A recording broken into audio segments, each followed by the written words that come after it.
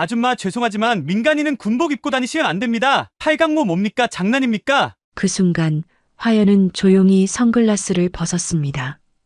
그 순간 경비병의 얼굴이 굳어졌죠. 잠시 후 부대 안에서 소령 한 명이 급하게 뛰어나왔습니다. 소령은 화연을 보자마자 눈을 동그랗게 떴죠. 그 순간 소령은 반사적으로 경례를 했습니다. 정화연 대령님, 소령 박민호입니다. 부대 안이 갑자기 소란스러워지기 시작했습니다. 정화연 대령이라는 이름이 부대 내에 순식간에 퍼져나갔거든요. 그 전에 잠깐 이 영상이 마음에 드셨다면 구독과 좋아요 부탁드리며 여러분의 경험과 사연도 댓글로 남겨주세요. 여러분의 이야기도 늘 궁금합니다. 그럼 지금부터 오늘의 이야기 속으로 함께 들어가 볼까요? 전남 해안가의 작은 마을, 바닷바람이 불어오는 골목길 한 구석에 자리 잡은 조그만 슈퍼마켓이 있었습니다. 화연 슈퍼라는 손글씨 간판이 바람에 살짝 흔들리고 있었죠. 가게 안쪽에서는 69세의 정화연이 진열대를 정리하며 하루를 시작하고 있었습니다. 그녀의 손놀림은 여전히 정확하고 빨랐습니다. 마치 군대에서 장비를 점검하듯 체계적이고 신중했죠. 화연은 과자 봉지 하나하나를 가지런히 정렬하면서 문득 옛날을 떠올렸습니다. 해병대 최초 여성 대령까지 올랐던 그 시절 말입니다. 해외 파병에서 수백 명의 부하들을 이끌었던 강철 같은 여군이었죠. 하지만 전역 후에는 모든 것을 내려놓았습니다. 화려한 군 생활도 권위도 그 모든 것들을 뒤로하고 이 작은 시골 마을에서 평범한 슈퍼 사장으로 살아왔습니다. 어머니, 안녕하세요. 동네 아주머니가 들어오며 인사했습니다. 화연은 따뜻한 미소로 응답했죠. 어서 오세요. 오늘은 뭐가 필요하세요? 이런 평범한 일상이 그녀에게는 소중했습니다.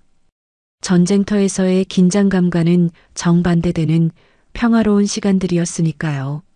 손님들은 화연을 그저 친절한 슈퍼 아주머니로만 알고 있었습니다. 과거에 수백 명을 지휘했던 해병대 대령이었다는 사실은 아무도 몰랐죠. 점심시간이 지나고 오후가 되자 화연은 휴대폰을 들고 아들 민수에게 전화를 걸었습니다. 민수는 해병대의 자원입대에 현재 상병으로 복무 중이었습니다. 군인의 피를 물려받았다고 할까요? 어려서부터 정의감이 강했던 아이였죠. 화연도 처음에는 말렸지만 민수의 의지가 워낙 확고해서 결국 보내주었습니다. 민수야, 요즘은 괜찮니? 화연의 목소리는 부드러웠지만 어딘가 걱정스러운 기색이 섞여 있었습니다. 최근 들어 민수와의 통화가 예전 같지 않았거든요. 뭔가 어색하고 부자연스러운 느낌이 계속 들었습니다. 응, 엄마. 괜찮아. 훈련은 힘들어도 참을 만해. 민수의 대답은 늘 똑같았습니다. 하지만 화연은 눈치챘습니다. 민수의 목소리에 이상한 떨림이 있다는 것을요. 마치 무언가를 숨기고 있는 것 같은, 억지로 밝게 말하려고 애쓰는 것 같은 그런 떨림이었습니다. 수십 년간 수많은 부하들을 지켜본 화연의 눈에는 민수의 변화가 선명하게 보였습니다. 정말 괜찮은 거지? 힘든 일 있으면 엄마한테 말해도 돼. 군대라고 해서 무조건 참을 필요는 없어. 화연이 다시 물었지만 민수는 여전히 괜찮다 고만했습니다. 그리고 훈련 때문에 바빠서 자주 연락 못할 수도 있어 라고 덧붙였죠. 화연은 뭔가 석연치 않았지만 더 이상 묻지 않았습니다. 아직은 확실한 것이 없었으니까요. 전화를 끊고 나서도 화연의 마음은 편하지 않았습니다. 수십 년간 군 생활을 해온 직감이 뭔가 이상하다고 속삭이고 있었거든요. 민수는 어려서부터 엄마에게 모든 것을 털어놓는 아이였는데 언제부터인가 점점 말수가 줄어들고 있었습니다. 특히 최근 몇 달 동안은 더욱 그랬죠. 저녁이 되어 가게 문을 닫고 집으로 돌아간 화연은 거실에 걸린 군 시절 사진들을 바라보았습니다. 젊은 시절의 자신이 당당한 모습으로 서 있는 모습, 부하들과 함께 찍은 기념사진들, 각종 훈장과 표창장들이 벽을 가득 채우고 있었죠. 하지만 지금 그 모든 것들이 무색해 보였습니다.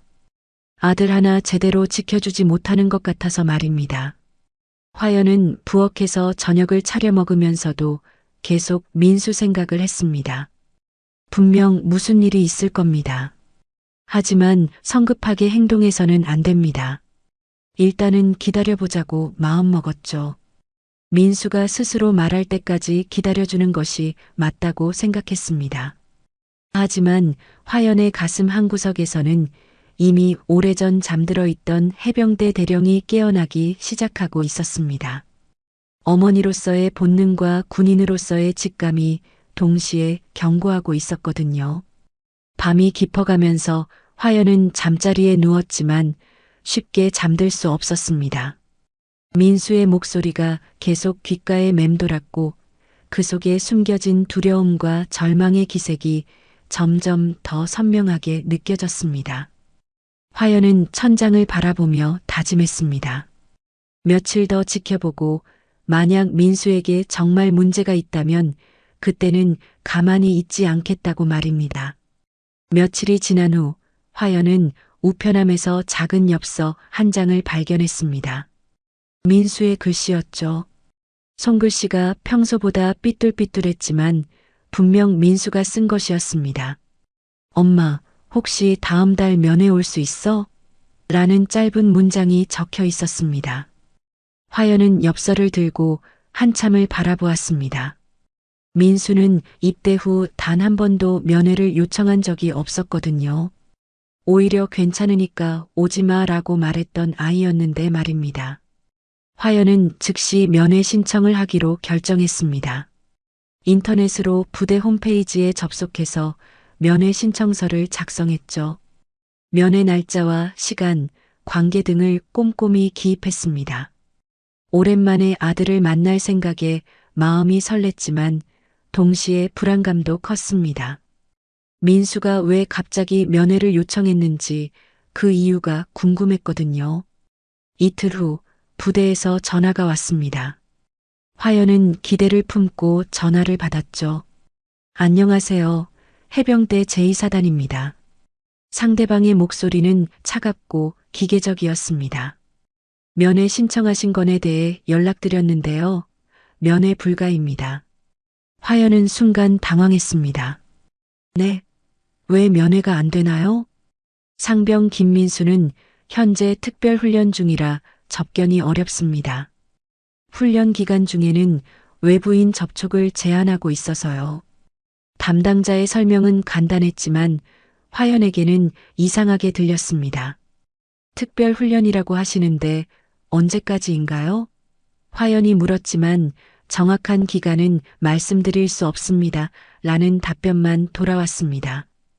화연은 전화를 끊고 나서 깊은 의구심에 빠졌습니다. 민수가 말하던 그 훈련이 벌써 3개월째였거든요. 아무리 특별한 훈련이라 해도 3개월이나 외부와 차단시키는 것은 이상했습니다.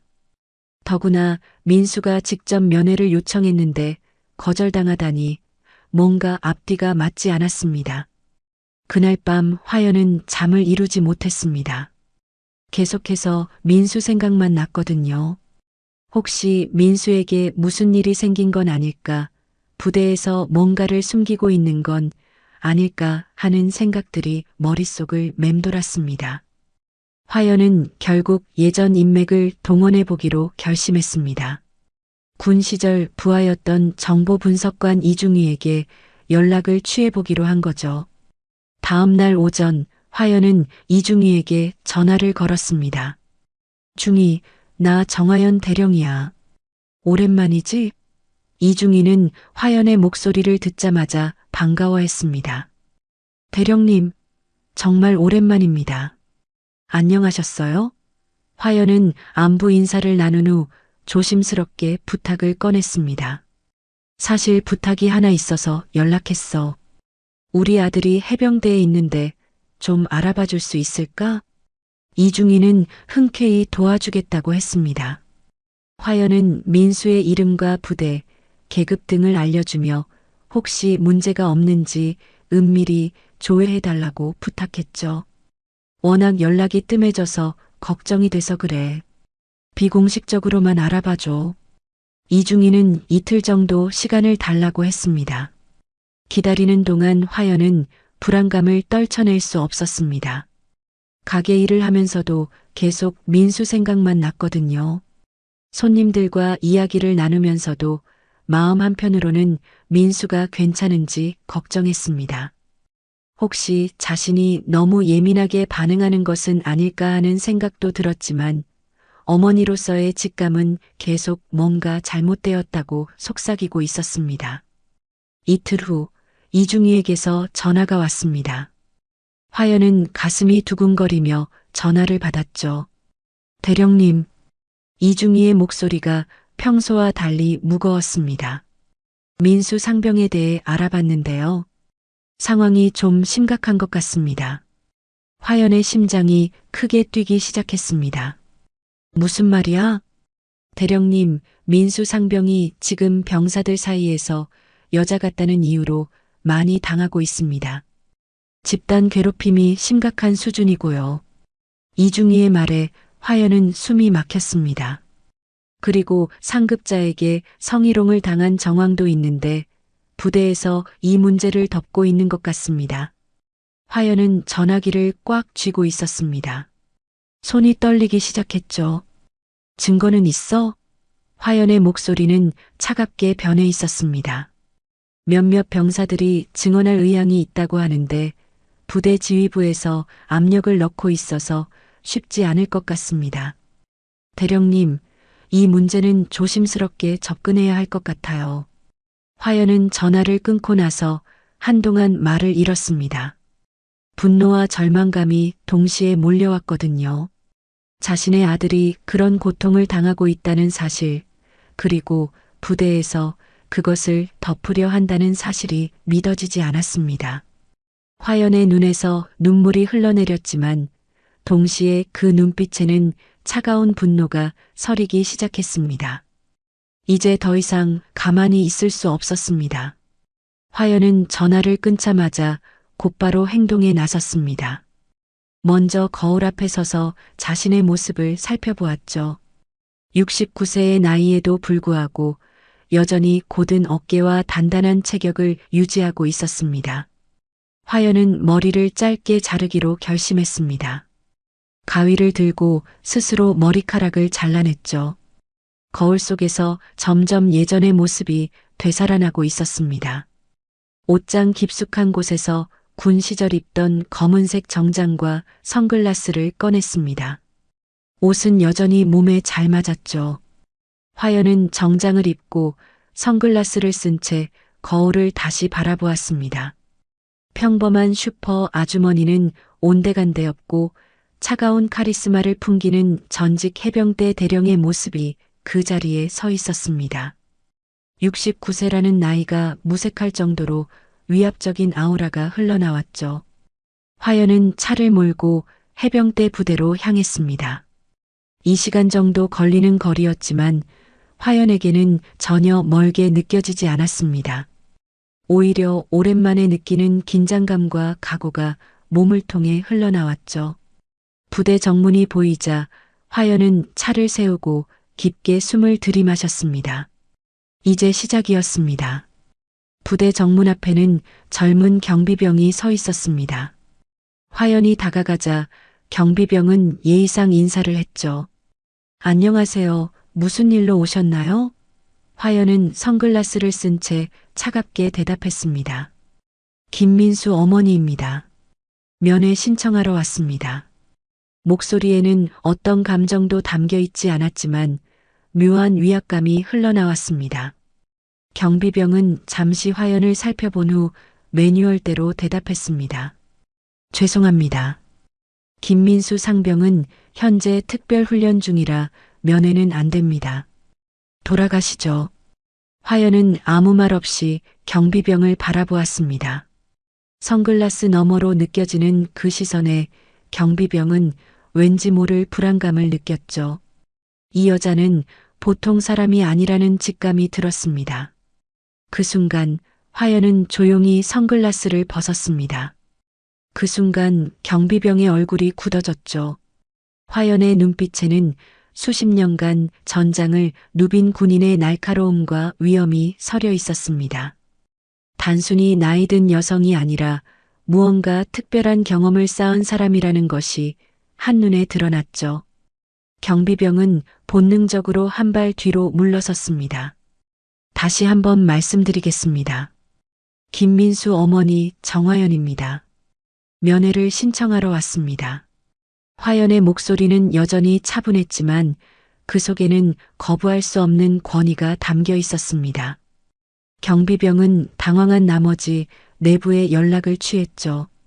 대대장님, 김민수 상병 어머니가 면회 신청하러 오셨는데 잠시 후 부대 안에서 소령 한 명이 급하게 뛰어나왔습니다.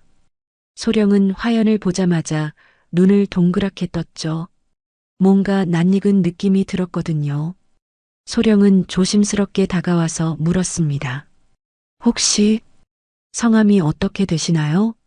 화연은 여전히 무표정한 채로 대답했습니다. 정화연입니다. 소령의 얼굴이 창백해졌습니다. 혹시 정화연 대령님 맞으십니까? 소령의 목소리가 떨리기 시작했죠. 화연은 고개를 끄덕였습니다. 그 순간 소령은 반사적으로 경례를 했습니다. 정화연 대령님, 소령 박민호입니다. 부대 안이 갑자기 소란스러워지기 시작했습니다. 정화연 대령이라는 이름이 부대 내에 순식간에 퍼져나갔거든요. 해병대에서 정화연 대령을 모르는 사람은 거의 없었습니다. 해병대 최초 여성 대령이자 해외 파병에서 큰 공을 세운 전설적인 인물이었으니까요. 더구나 부대 내 인권 문제와 성폭력 예방에 대한 매뉴얼을 만든 장본인이기도 했죠. 그런 사람이 갑자기 부대에 나타난 것입니다. 소령은 식은땀을 흘리며 화연에게 말했습니다. 대령님, 우선 안으로 들어오시죠. 부대장님께 보고드리겠습니다. 화연은 조용히 고개를 끄덕이며 부대 안으로 들어갔습니다. 부대 내 모든 장병들의 시선이 화연에게 집중되었죠. 어떤 이들은 경외감을, 어떤 이들은 긴장감을, 어떤 이들은 두려움을 나타내고 있었습니다. 화연이 부대 안을 걸어가는 모습은 마치 시간이 거슬러 올라간 것 같았습니다.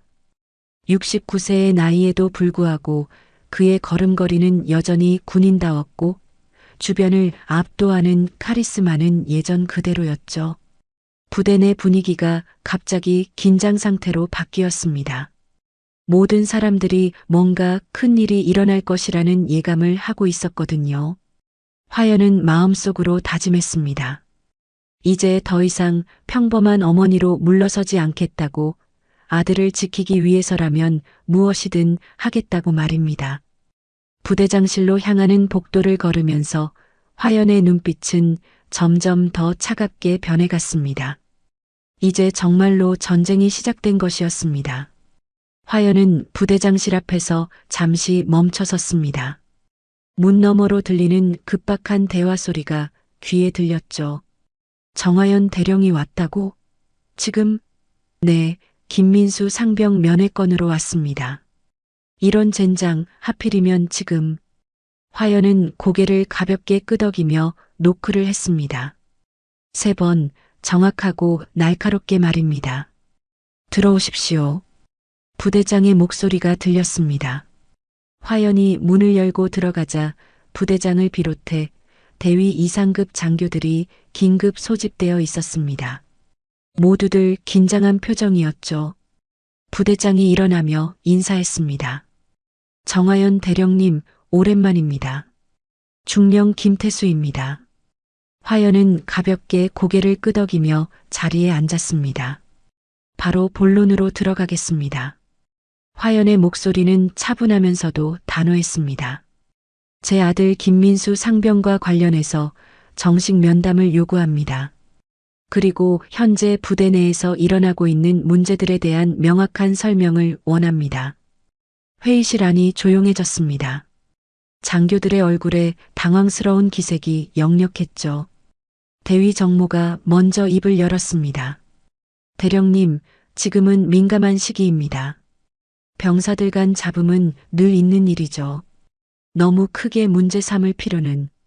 정모의 말이 끝나기도 전에 화연이 조용히 노트북을 꺼냈습니다. 모든 시선이 화연의 손에 집중되었죠. 잡음이라고 하셨나요? 화연은 노트북을 열고 파일 하나를 재생했습니다.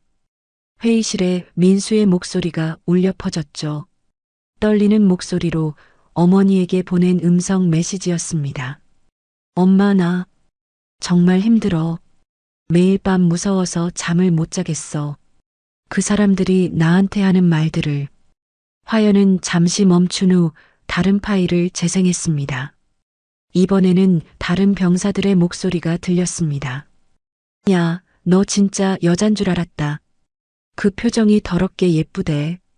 민수야, 대답 안 해? 내가 좋아서 그런 거잖아. 이리 와봐. 우리랑 재미있게 놀자. 욕설과 성희롱이 담긴 음성들이 회의실을 가득 채웠습니다. 장교들의 얼굴이 점점 창백해져 갔죠. 회의실 안이 정적에 휩싸였습니다. 대위 정모의 얼굴이 하얗게 질렸고 다른 장교들도 서로의 눈치만 보고 있었습니다. 화연은 노트북을 닫고 차분히 말했습니다. 이것도 그냥 잡음인가요? 아무도 대답하지 못했습니다. 증거가 너무나 명확했거든요. 민수가 이 녹음들을 어떻게 보냈는지 궁금하실 텐데요. 화연이 다시 입을 열었습니다. 화장실에 숨어서 몰래 녹음한 거예요. 자신을 괴롭히는 사람들의 목소리를 증거로 남기려고 말입니다. 그런데 3개월 동안 이 부대에서는 아무도 이 문제를 모르셨다는 거죠? 화연의 목소리에는 차가운 분노가 서려 있었습니다. 부대장이 마침내 입을 열었습니다. 대령님, 이런 일이 있었다는 것을 저희도 몰랐습니다. 즉시 조사하겠습니다. 하지만 화연은 고개를 저었습니다. 몰랐다고요? 제가 받은 정보에 따르면 이미 몇 차례 신고가 들어왔다고 하는데요. 그런데 모두 무마됐다고 들었습니다. 대위 정모가 변명하듯 말했습니다. 병사들끼리의 장난 정도로 생각했습니다. 요즘 젊은 애들은 좀 예민해서. 장난? 화연의 목소리가 차갑게 변했습니다. 성희롱과 집단 괴롭힘이 장난인가요? 대위님께서는 이런 것들을 장난으로 보시는 거군요. 정모는 더 이상 말할 수 없었습니다. 화연은 가방에서 서류 뭉치를 꺼냈습니다. 이것은 제가 현역 시절 작성했던 부대 내 성적 위계 폭력 대응 매뉴얼 초안입니다. 현재 해병대에서 사용하고 있는 매뉴얼의 원본이죠. 그런데 이 부대에서는 이 매뉴얼이 제대로 적용되지 않고 있는 것 같습니다. 장교들은 아무 말도 할 수 없었습니다. 저는 조사단 구성과 피해 병사 보호 조치를 요구합니다. 화연이 단호하게 말했습니다. 그리고 가해자들에 대한 적절한 처벌도 함께요. 부대장은 난색을 표했습니다. 대령님, 이 문제를 크게 키우는 것보다는 조용히 해결하는 것이. 조용히요? 화연이 부대장의 말을 끊었습니다. 제 아들이 3개월 동안 지옥 같은 시간을 보냈는데 조용히 넘어가자고요? 화연의 목소리에는 억제된 분노가 가득했습니다. 그럼 다른 병사들은 어떻게 하나요? 이런 일이 또 일어나면 그때도 조용히 넘어갈 건가요?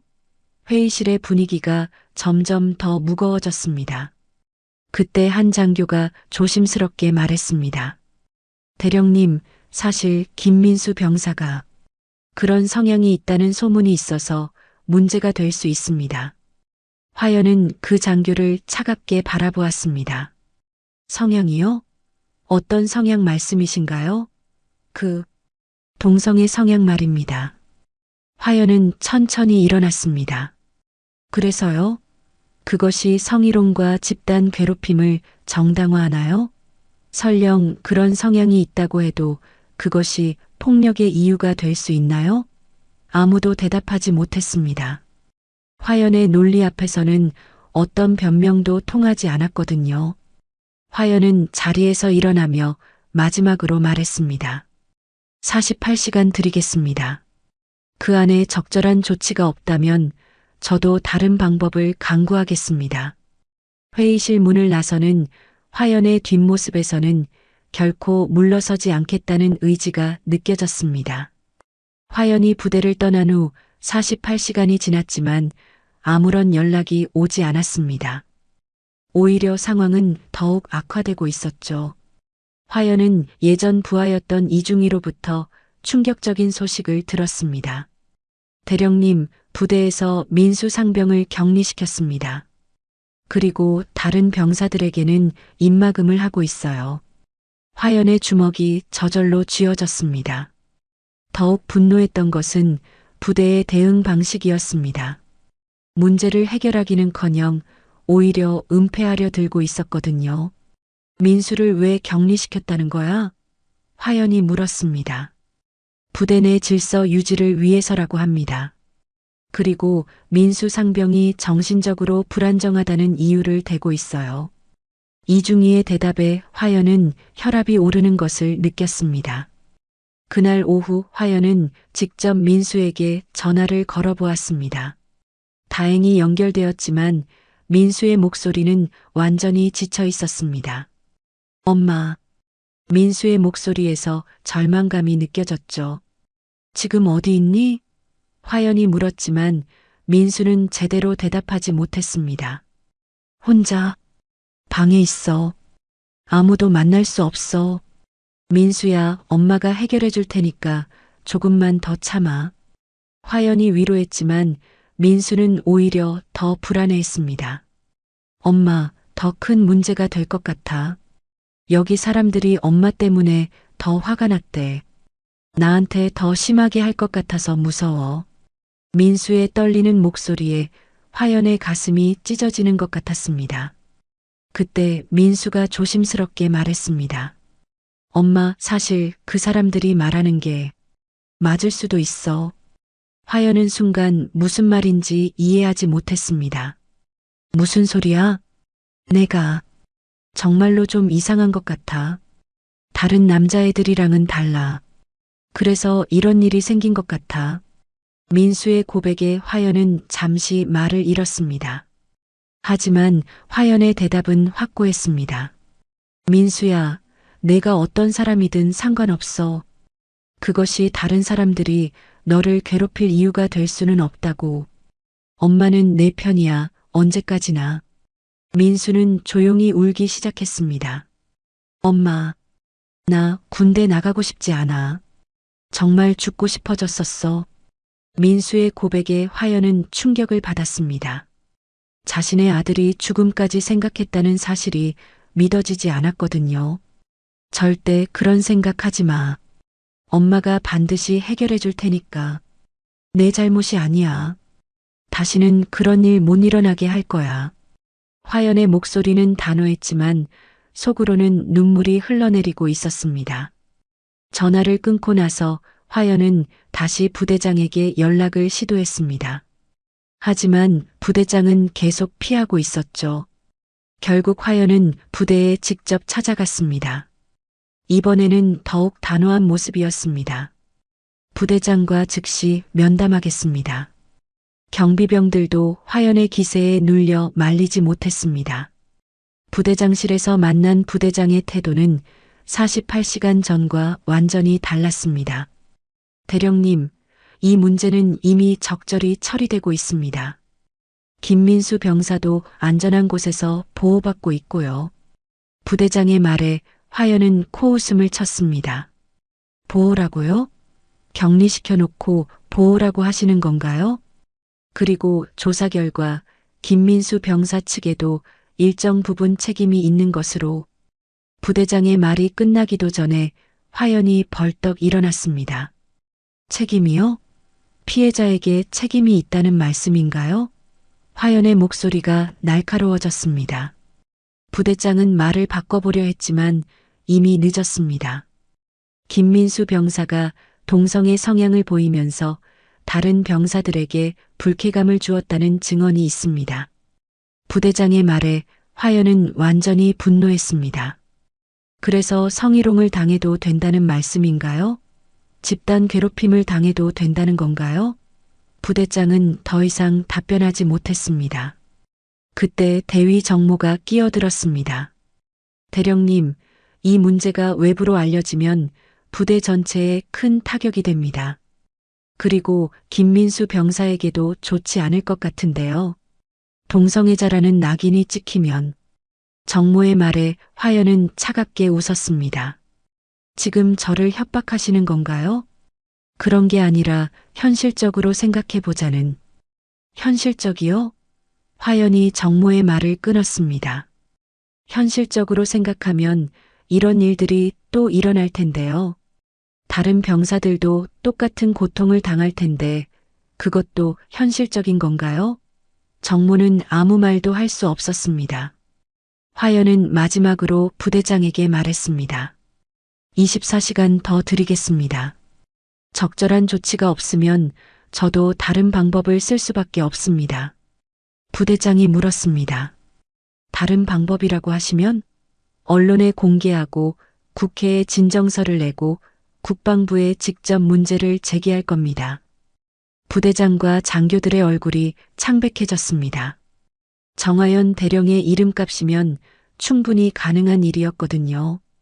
대령님, 그럴 필요까지는. 그럼 지금 당장 적절한 조치를 취하세요. 화연의 목소리는 한치의 양보도 없었습니다. 그날 밤 화연은 집에 돌아와서 컴퓨터 앞에 앉았습니다. 예전 인맥들의 연락처를 찾기 시작했죠. 국방부 인권감찰팀, 예비역 해병대 모임, 언론사 기자들까지. 만약 부대에서 제대로 된 조치를 취하지 않는다면 모든 수단을 동원할 준비를 하고 있었습니다. 화연의 눈빛에는 절대 물러서지 않겠다는 결의가 가득했습니다. 24시간이 지났지만 부대에서는 여전히 아무런 연락이 오지 않았습니다. 화연은 더 이상 기다릴 수 없다고 판단했죠. 그날 아침 일찍 화연은 전직 해병대 정보통신 참모였던 선배 박준영 예비역 준장에게 전화를 걸었습니다. 준장님, 정화연입니다. 급한 부탁이 있어서 연락드렸습니다. 박준영은 화연의 목소리를 듣자마자 반가워했습니다. 화연아, 오랜만이구나. 무슨 일이야? 화연은 상황을 간략하게 설명했습니다. 민수의 상황, 부대의 은폐 시도, 그리고 자신이 필요한 것들까지 말입니다. 군 내부망 접근권안이 필요합니다. 제가 예전에 작성했던 매뉴얼들과 관련 자료들을 찾아야 해요. 그 정도는 충분히 도와줄 수 있지. 하지만 화연아, 이 일이 커지면 너도 힘들어질 수 있어.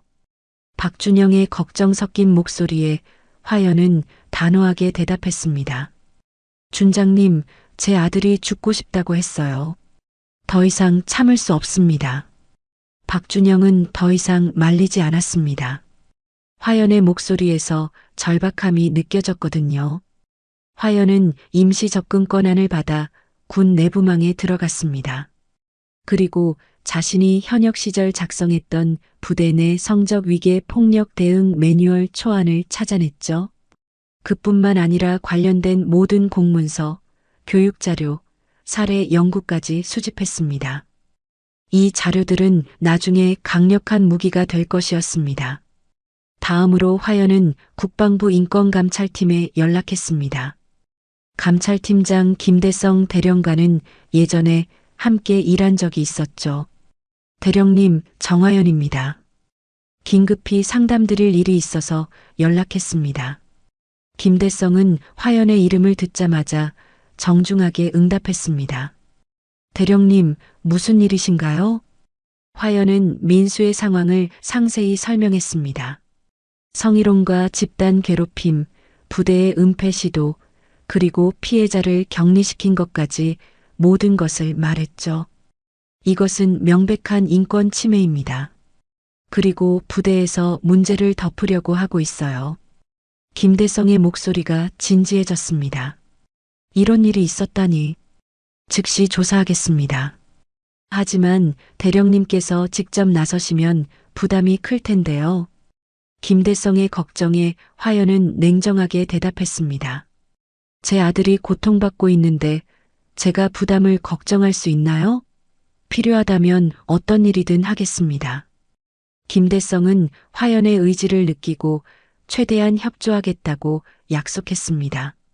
그 다음 화연은 예비역 해병대 모임 회장인 이철수 예비역 대령에게 연락했습니다. 철수야, 내가 도움이 필요해. 이철수는 화연의 상황을 듣고 분개했습니다. 이런 일이 아직도 일어나고 있다니. 형님, 저희가 할 수 있는 일이 있으면 뭐든지 말씀하세요. 예비역들의 네트워크는 생각보다 강력했습니다. 화연은 또한 군사 전문 기자인 송민호에게도 연락했습니다. 송민호는 군 관련 이슈를 전문적으로 다루는 기자였죠. 기자님, 정화연입니다. 중요한 제보가 있어서 연락드렸습니다. 송민호는 정화연 대령의 이름을 듣고 즉시 관심을 보였습니다. 대령님, 어떤 내용인가요? 화연은 송민호에게도 상황을 설명했습니다. 다만 이번에는 더 신중하게 접근했죠. 지금 당장 기사화하지 마시고 혹시 상황이 악화될 경우를 대비해서 준비만 해주세요. 송민호는 이해한다며 필요한 자료들을 미리 준비해두겠다고 했습니다. 모든 준비를 마친 화연은 다시 한번 민수에게 전화를 걸었습니다. 민수야, 엄마가 모든 준비를 다 했어. 이제 정말로 이 문제를 해결할 거야. 민수의 목소리는 여전히 불안했습니다. 엄마, 정말 괜찮을까? 더 큰 문제가 되는 건 아닐까? 괜찮아. 엄마를 믿어. 민수야, 엄마가 예전에 너한테 말했던 거 기억나니? 해병대는 정의를 지키는 곳이라고 했잖아. 화연의 목소리가 따뜻해졌습니다. 지금 엄마가 그 정의를 지키려고 하는 거야. 너 때문이기도 하지만 앞으로 너 같은 아이들이 생기지 않게 하려고 하는 거야. 민수는 조용히 울고 있었습니다. 엄마, 고마워. 그런데 무서워. 무서워도 돼. 하지만 혼자가 아니야. 엄마가 있고 너를 도와주려는 사람들이 많이 있어. 화연의 말에 민수는 조금씩 안정을 찾아갔습니다. 엄마 사랑해. 나도 사랑해. 우리 민수. 그날 밤 화연은 자신이 수집한 모든 자료들을 정리했습니다. 부대 내 성폭력 예방 매뉴얼, 관련 법규, 과거 사례들, 그리고 민수가 보낸 증거 자료들까지 모든 것이 완벽하게 준비되었습니다. 화연은 과거 전쟁터에서 수백 명을 지휘했지만 이번에는 단 한 명의 아들을 지키기 위해 싸우기로 결심했습니다. 마지막으로 화연은 부대장에게 문자 메시지를 보냈습니다. 내일 오전 10시까지 적절한 조치가 없으면 모든 수단을 동원하겠습니다. 정화연. 짧지만 강력한 메시지였죠. 화연의 눈빛에는 더 이상 물러설 곳이 없다는 각오가 담겨 있었습니다. 이제 정말로 전면전이 시작되는 것이었습니다. 한때 해병대 최초 여성 대령이었던 정화연이 자신의 모든 것을 걸고 아들을 지키기 위한 마지막 전투를 준비하고 있었습니다. 다음 날 오전 10시가 되었지만 부대에서는 여전히 아무런 연락이 오지 않았습니다. 화연은 더 이상 기다리지 않기로 결심했죠. 오전 10시 30분 화연은 송민호 기자에게 전화를 걸었습니다. 기자님, 이제 시작하겠습니다. 준비하신 자료들을 모두 활용해 주세요. 송민호는 이미 모든 준비를 마친 상태였습니다. 오후 1시 중앙일보 온라인판에 기사가 게재되었습니다. 제목부터 충격적이었죠. 해병대 내 성희롱 은폐 의혹, 피해 병사 어머니는 예비역 정화연 대령. 기사에는 화연의 군 이력이 상세히 소개되어 있었습니다. 해병대 최초 여성 대령, 해외 파병에서의 공훈, 그리고 부대 내 성폭력 예방 매뉴얼을 작성한 장본인이라는 사실까지 말입니다. 기사가 나간 지 1시간도 안 되어 화연의 휴대폰이 울리기 시작했습니다. 각종 언론사에서 인터뷰 요청이 쏟아져 들어왔죠. 대령님, 한국일보입니다. 인터뷰 가능하신가요? 조선일보에서 연락드렸습니다. KBS 뉴스입니다. 화연은 모든 인터뷰 요청을 흔쾌히 받아들였습니다. 그날 저녁 9시 뉴스에서 화연의 인터뷰가 방송되었습니다. 검은색 정장을 입고 카메라 앞에 앉은 화연의 모습은 여전히 위험 있었죠. 제 아들이 3개월 동안 성희롱과 집단 괴롭힘을 당했습니다. 그런데 부대에서는 이 문제를 덮으려고만 했어요. 화연의 목소리는 차분했지만 그 속에는 분명한 분노가 담겨 있었습니다. 앵커가 질문했습니다. 대령님께서 직접 작성하신 매뉴얼이 제대로 지켜지지 않았다는 말씀인가요? 그렇습니다. 제가 현역 시절 이런 일들을 막기 위해 만든 매뉴얼인데 정작 필요한 순간에는 무용지물이 되었어요. 이것은 단순히 제 아들만의 문제가 아닙니다. 화연의 답변은 명확하고 설득력 있었습니다. 방송이 나간 후 사회관계망 서비스가 난리가 났습니다. 정화연 대령님 응원합니다. 해병 때 부끄럽다. 이런 일이 아직도 일어나다니 등의 댓글들이 쏟아져 나왔죠. 특히 군 관련 커뮤니티에서는 화연을 지지하는 목소리가 압도적이었습니다. 예비역들과 현역 군인들까지 화연의 편에 서기 시작했습니다. 다음 날 아침 국방부에서 화연에게 연락이 왔습니다. 대령님, 국방부 인권감찰실장입니다. 이번 사건에 대해 특별조사단을 구성하기로 결정했습니다. 화연은 만족스러운 표정을 지었죠. 감사합니다.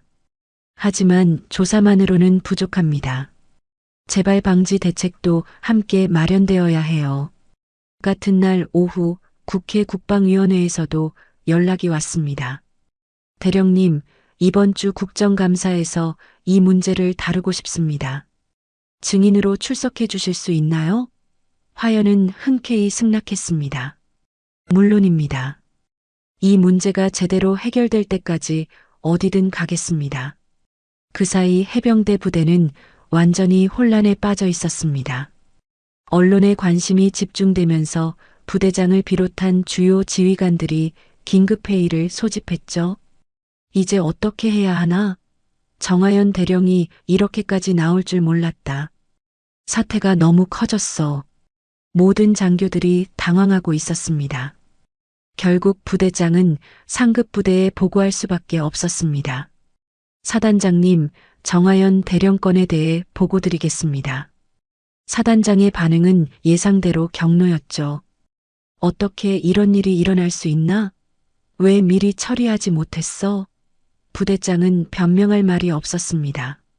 국방부는 즉시 특별조사단을 파견했습니다.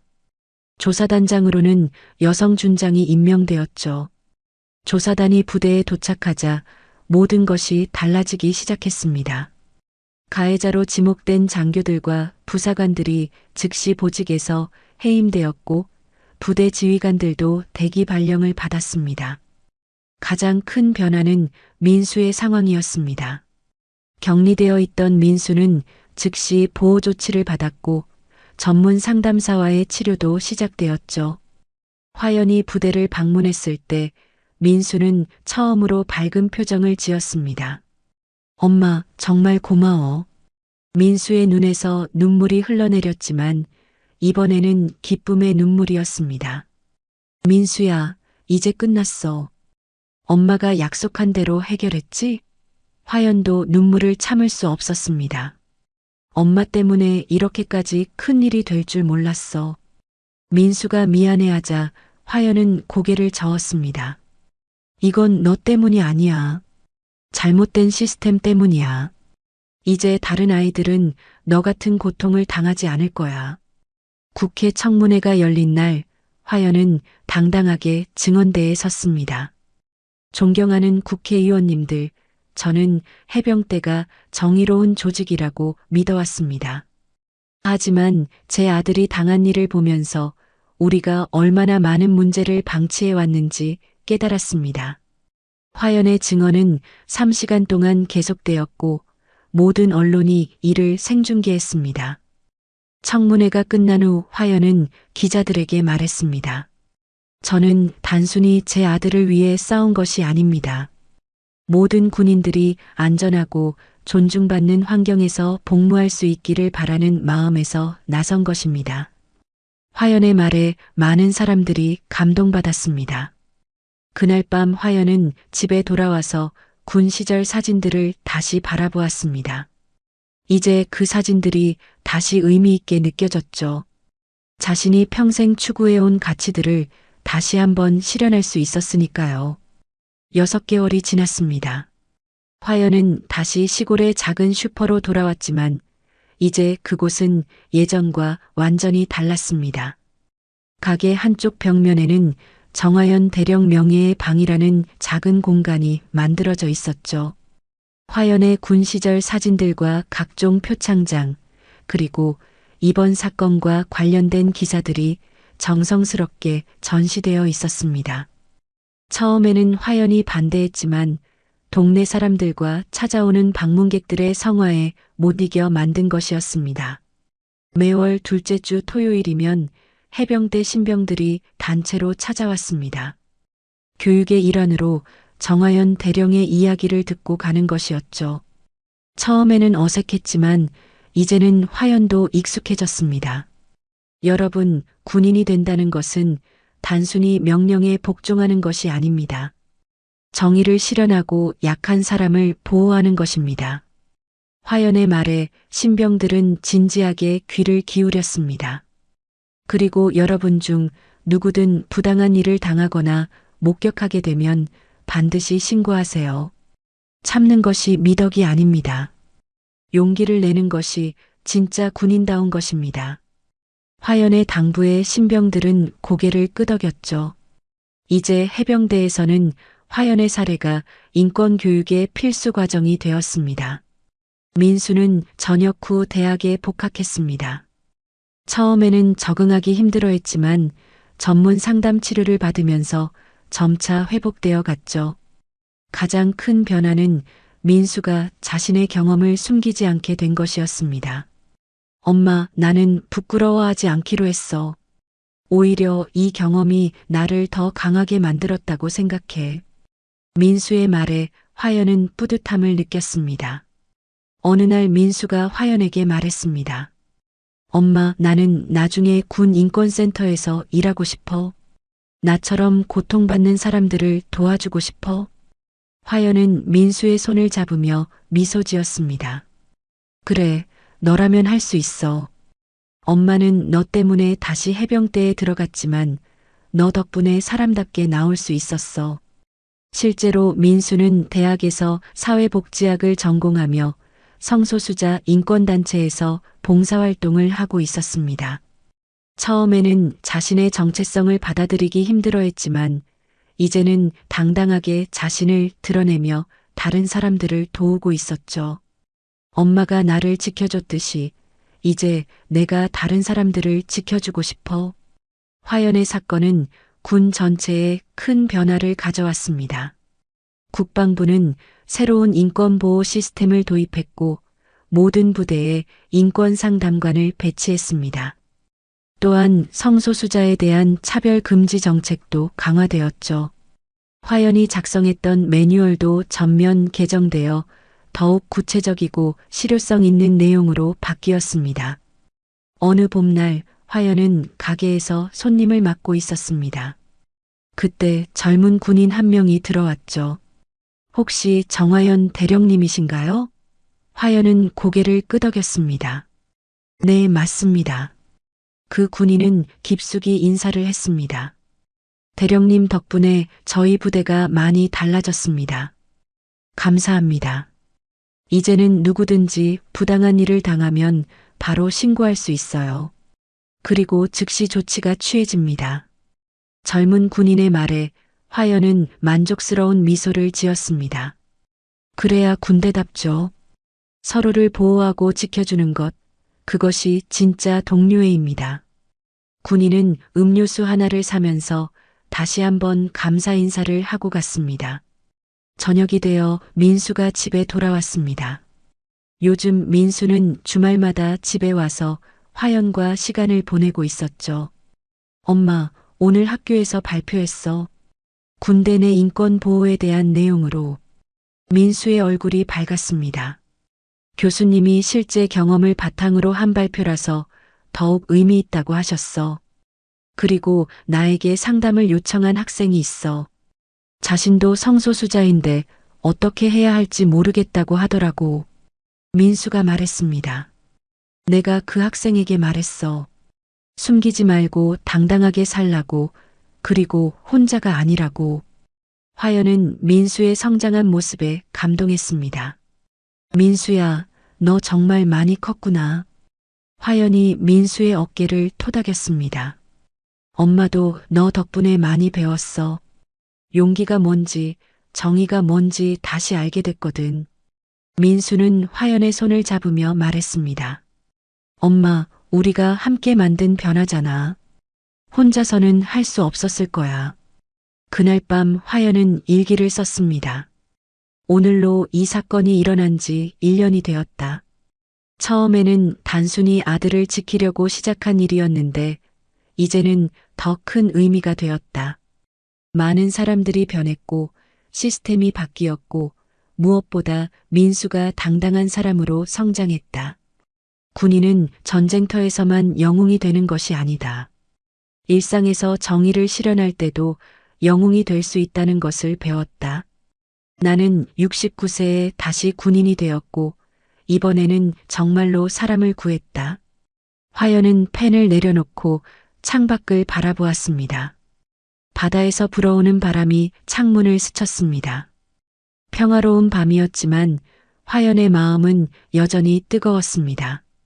언제든 누군가가 도움을 요청한다면 다시 나설 준비가 되어 있었거든요. 정화연은 이제 진정한 의미에서 평생 군인이 된 것이었습니다. 오늘 준비한 영상은 여기까지입니다. 이야기가 마음에 드셨다면 좋아요와 구독 부탁드립니다. 그리고 여러분의 이야기도 꼭 댓글로 들려주시면 함께 더 깊은 따뜻한 대화를 나눌 수 있을 것 같습니다. 더 재밌는 영상으로 찾아뵙겠습니다. 감사합니다.